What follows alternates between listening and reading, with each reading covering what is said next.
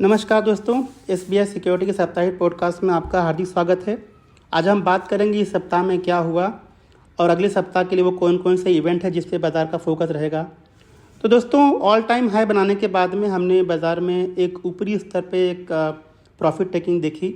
बुधवार के दिन अगर मैं बात करूँ तो एक मैसिव सेल ऑफ हमने देखा बाज़ार के अंदर, जहाँ पे फ्रंट लाइन इंडाइसेस हों या फिर ब्रॉडर मार्केट हो, सभी में लगभग 1.5% से लेकर के 3% की गिरावट हमने देखी। और ओवरऑल इस सप्ताह की अगर हम बात करें तो जहाँ पे निफ्टी और सेंसेक्स लगभग 0.5% नीचे बंद हुए हैं, वहीं पे मिड एंड स्मॉल कैप में थोड़ा ज़्यादा सेल ऑफ देखने को मिला है। जहाँ पे मिड कैप इंडेक्स 0.9% नीचे बंद हुआ है, वहीं पे स्मॉल कैप इंडेक्स 0.2% नीचे बंद हुआ है। हालांकि जो मार्केट ब्रेथ है वो काफ़ी पुअर रहा इस पर्टिकुलर सप्ताह में। हालांकि कुछ हद तक जो लॉसेस को जो हमने देखा बुधवार के दिन, वो गुरुवार और शुक्रवार यानी आज के दिन कुछ हद तक हम लॉसेस को जो है वो रिकूप करने में हमको हेल्प मिली है। उसके पीछे मेन कारण ये रहा है कि यूएस का जो जीडीपी डेटा जो आया है वो अनुमान से थोड़ा सा कम है। जहाँ पे सेकेंड एडवांस एस्टिमेट में यूएस गवर्नमेंट ने रिलीज़ किया था कि शायद थर्ड क्वार्टर कैलेंडर ईयर की ग्रोथ 5.2% होगी। हालांकि ये 4.9% एक्चुअल नंबर जो है वो डिक्लेयर हुई है। उसके अलावा जॉबलेस क्लेम जो डेटा है दिसंबर 16 का, वो करीब 3,000 बढ़ करके 2,05,000 के आसपास रहा है। तो जीडीपी नंबर थोड़ा सा जो अनुमान से कम था, इससे भी थोड़ा बाज़ार को सपोर्ट मिला गुरुवार और शुक्रवार के दिन, और इसीलिए हमने देखा कि ग्लोबल मार्केट में थोड़ी सी रिकवरी देखने को मिली है। तो इसका मतलब ये हुआ कि मार्केट यूएस फेड जो ये मान करके चल रहा है कि इंटरेस्ट रेट शायद अब पीक हो चुका है और अगले आने वाले सालों में शायद वो इंटरेस्ट रेट जो है वो कट करेंगे, तो ये डेटा कुछ हद तक उनको जो है वो सपोर्ट करेगा। अगर हम अगले सप्ताह की बात करें तो कुछ ऐसे इवेंट हैं जिससे बाजार का फोकस रहने वाला है। पहली बात तो ये है कि अगला सप्ताह केवल 4 दिन की ट्रेडिंग का होगा। 25 दिसंबर को क्रिसमस की छुट्टी होगी और कुछ ऐसे डेटा पॉइंट हैं जो बाज़ार जो है उसको ट्रैक करेगा। तो पहला है यूएस का कंज्यूमर कॉन्फिडेंस इंडेक्स, जो कि 26 दिसंबर को रिलीज़ होगा। उसके अलावा भारत का जो 8 कोर सेक्टर आउटपुट है वो 29 दिसंबर को रिलीज़ होने वाला है, तो इस पर बाज़ार का फोकस रहेगा। उसके अलावा दोस्तों, मार्केट में जो हमने सेल ऑफ देखा इस सप्ताह में, उसके पीछे एक कारण और भी था कि जो नया कोविड का वेरिएंट है JN1, वो स्प्रेड हो रहा है अक्रॉस डिफरेंट कंट्रीज़, और भारत में भी इसके कुछ केसेस देखने को मिले हैं। तो ये जो कोविड का केस है वो किस तरह से बढ़ता है, सरकार की क्या एडवाइजरी आती है, उसके ऊपर ही बाज़ार का जो है वो फोकस रहेगा। तो ये कुछ ऐसे इवेंट हैं जो बाज़ार के ओवरऑल जो सेंटिमेंट है उसको जो है वो ड्राइव करेंगे। अगर मैं बात करूँ सेक्टोरल गेनर्स से लूजर्स की, तो ये सप्ताह थोड़ा सा मिक्स क्लोजिंग रहा है सेक्टोरल इंडाइसेस के लिए। तो जहाँ पे BSE PSU, BSE capital goods, BSE oil and gas, BSE consumer durables ऊपर बंद हुए हैं। 0.3% से 1.4% का हमने यहाँ पे रैली देखा। वहीं पे IT, रियलिटी, FMCG और हेल्थ केयर, ये कुछ ऐसी इंडाइसेस है जहाँ पे हमने वीकनेसेस देखा इस पर्टिकुलर सप्ताह में। आइए बात करते हैं कुछ ऐसे डेटा पॉइंट्स की जो मार्केट क्लोजली ट्रैक करता है। तो पहले बात करते हैं FII-DIs की। तो इस सप्ताह में जहां पे FII ने 11,457 करोड़ रुपए की बाइंग की है, वहीं पे DII ने करीब 6,927 करोड़ रुपए की बाइंग की है।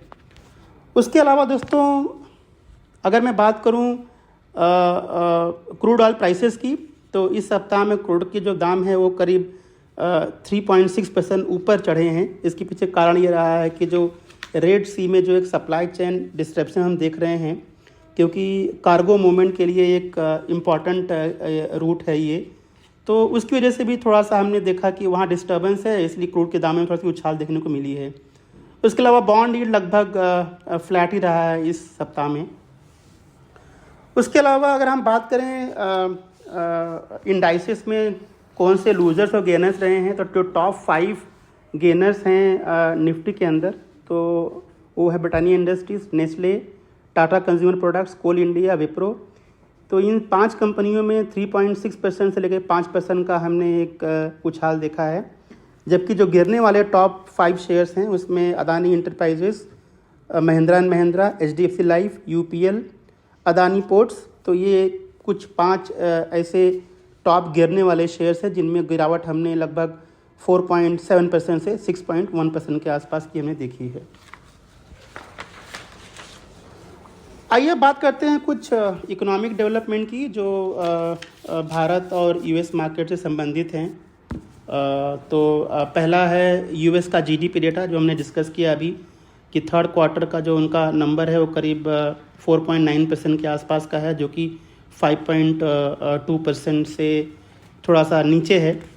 उसके अलावा यूरो जोन का CPI डेटा आया है जो कि 2.4% के आसपास का है, एज़ कम्पेयर टू 2.9% जो अक्टूबर महीने में डिक्लेयर किया था। तो ये वेलकम साइन है यूरो जोन के लिए। इसका मतलब ये हुआ कि आगे चल करके जो है इंटरेस्ट रेट में शायद बढ़ोतरी ना हो। आइए बात करते हैं कुछ कॉर्पोरेट डेवलपमेंट की जो इंडिया स्पेसिफिक हैं। तो सबसे पहले बात करते हैं LIC की। तो यहाँ पे डिपार्टमेंट ऑफ इकोनॉमिक अफेयर्स ने LIC को करीब 10 साल की मोहलत दी है कि वो अपने पब्लिक शेयर होल्डिंग को नीचे ला करके 25% के आसपास कर सकें। और अभी गवर्नमेंट की जो होल्डिंग है वो करीब 96% है। तो ये एक पॉजिटिव डेवलपमेंट था LIC के लिए। उसके अलावा दोस्तों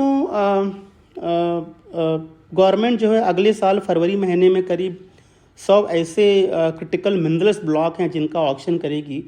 तो जो हमारे यहाँ पे जो मिनरल्स एंड माइनिंग कंपनीज़ हैं जैसे NMDC, कोल इंडिया, मॉयल और GMDC, ये कंपनियाँ आगे चल कर के इनको फ़ायदा हो सकता है। तो ये कंपनियाँ आगे चल के फोकस में रह सकती हैं।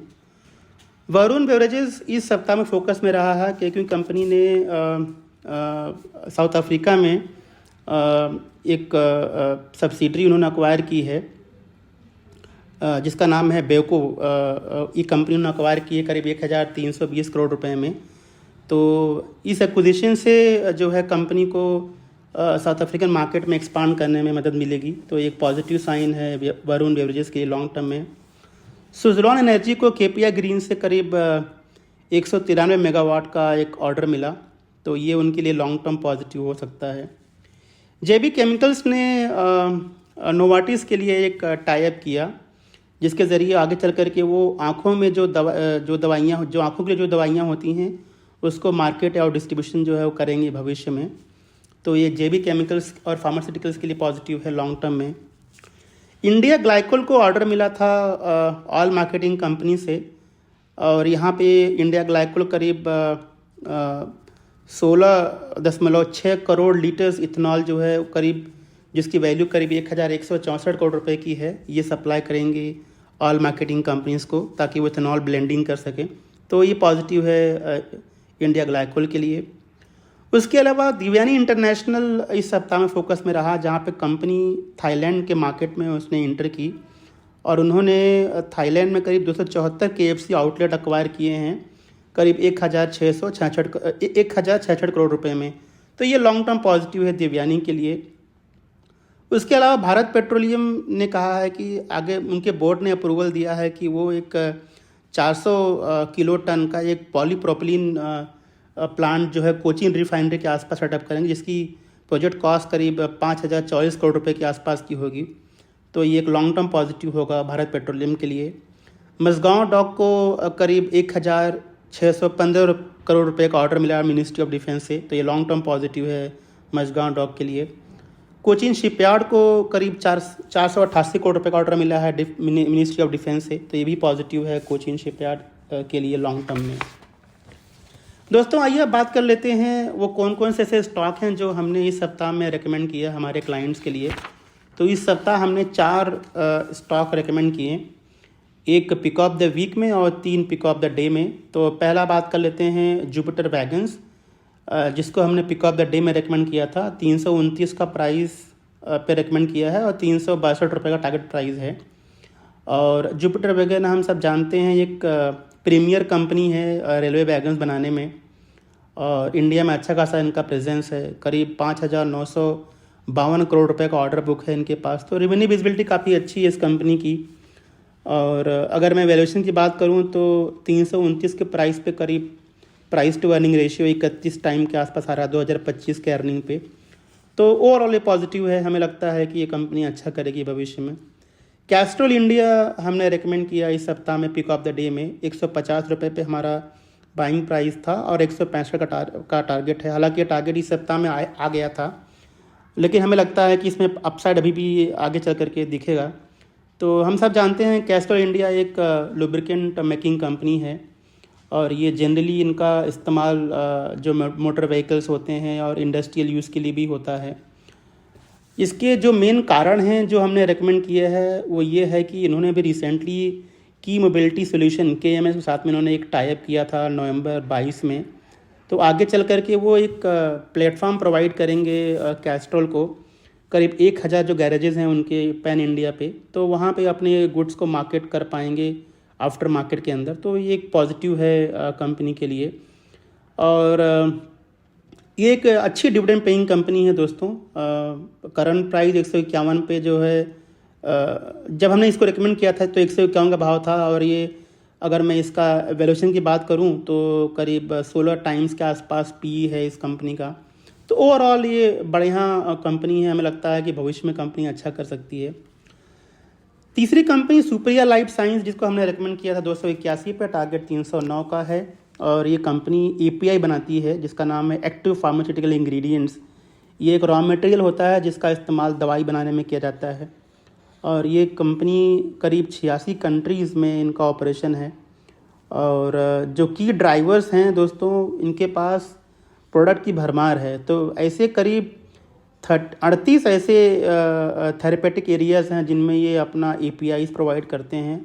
और इनकी जो कैपेसिटी है, जो करेंटली जो कैपेसिटी है 550 किलोलीटर पर डे की, वो बढ़ा करके 1070 किलोलीटर पर डे करेंगे आगे चल करके। तो रेवेन्यू में जो ग्रोथ है वो करीब 20 से 25% CAGR का देखने को मिल सकता है अगले 2 सालों में। और वैल्यूएशन वाइज भी देखूँ तो एक अट्रैक्टिव प्राइस पे है, 16 टाइम्स के आसपास ट्रेड हो रहा है 25 के EPS पे। तो हमें लगता है कि ये कंपनी अच्छा करेगी, सुप्रिया लाइफ साइंस। अगली कंपनी जो मैं रेकमेंड की दोस्तों वो था हमारा पिक ऑफ द वीक में, और कंपनी का नाम है फ्यूजन माइक्रो फाइनेंस। 275 पे हमारा रिकमेंडेशन है ये और टारगेट है 661 का। तो फ्यूजन माइक्रो फाइनेंस ये माइक्रो फाइनेंस इंडस्ट्री में ऑपरेट करती है दोस्तों। माइक्रो फाइनेंस का मतलब था छोटा सा लोन, मतलब छोटा लोन जो होता है, जैसे बैंक होते हैं वैसे माइक्रो फाइनेंस कंपनियां होती हैं जो छोटे छोटे लोन देती हैं लोगों को उनकी इनकम जनरेशन के लिए। और ये 13 साल का इनका एक्सपीरियंस है इस इंडस्ट्री के अंदर और 20 ऐसे राज्य हैं जहाँ पे ये ऑपरेट करते हैं। और करीब 35 लाख कस्टमर हैं इनके। मार्च में अगर मैं बात करूँ एज ऑफ मार्च, जो कि ड्राइवर हैं ग्रोथ के फ्यूजन माइक्रो फाइनेंस के दोस्तों, तो ये है कि पिछले 1-1.5 साल में कंपनी को 2 रेटिंग अपग्रेड्स मिले हैं क्रिसिल के द्वारा। तो रेटिंग अपग्रेड जब होता है किसी कंपनी का दोस्तों, खासकर NBFC और बैंकों का, तो उनका कॉस्ट ऑफ फंड जो है वो नीचे आता है, क्योंकि जितनी अच्छी रेटिंग होती है उनको कॉस्ट ऑफ फंड उतना कम पड़ता है। तो इससे क्या होता है कि उनकी प्रॉफिटेबिलिटी भी अच्छी हो जाती है। तो हमें लगता है कि आगे चलकर कॉस्ट ऑफ फंड जब कम होगा इस कंपनी का तो प्रॉफिट में वो इम्पैक्ट आएगा फेवरेबली। उसके अलावा वैल्यूएशंस की बात करूं तो अट्रैक्टिव है, करीब 1.6 टाइम प्राइस टू बुक के आसपास ट्रेड हो रहा है 2025 के बुक वैल्यू पर शेयर पे। तो ओवरऑल अच्छा सेटअप है फ्यूजन माइक्रो फाइनेंस के लिए। हमें लगता है कंपनी आगे चल के अच्छा करेगी। उसके अलावा दोस्तों डिटेल्ड रिपोर्ट पढ़ने के लिए आप हमारे वेबसाइट पे जा सकते हैं, जहाँ पे हमने डिटेल्ड इन्फॉर्मेशन प्रोवाइड किया है। आगे आने वाले सप्ताह में या दिनों में कौन कौन सी कंपनियां हैं जिनमें कॉर्पोरेट एक्शन हो सकता है, चाहे वो फंड रेजिंग का हो, चाहे बायबैक का हो, चाहे बोनस का हो, ये सारा डेटा हमारे रिपोर्ट में अवेलेबल है। आप हमारे वेबसाइट पर जा कर के उसको आप डाउनलोड करके पढ़ सकते हैं। तो दोस्तों ये रहा हमारा इस सप्ताह का साप्ताहिक पॉडकास्ट। हमें सुनने के लिए बहुत बहुत धन्यवाद और अगले सप्ताह के लिए ढेर सारी शुभकामनाएं। Thank you. Investment in securities market are subject to market risks. Read all the related documents carefully before investing.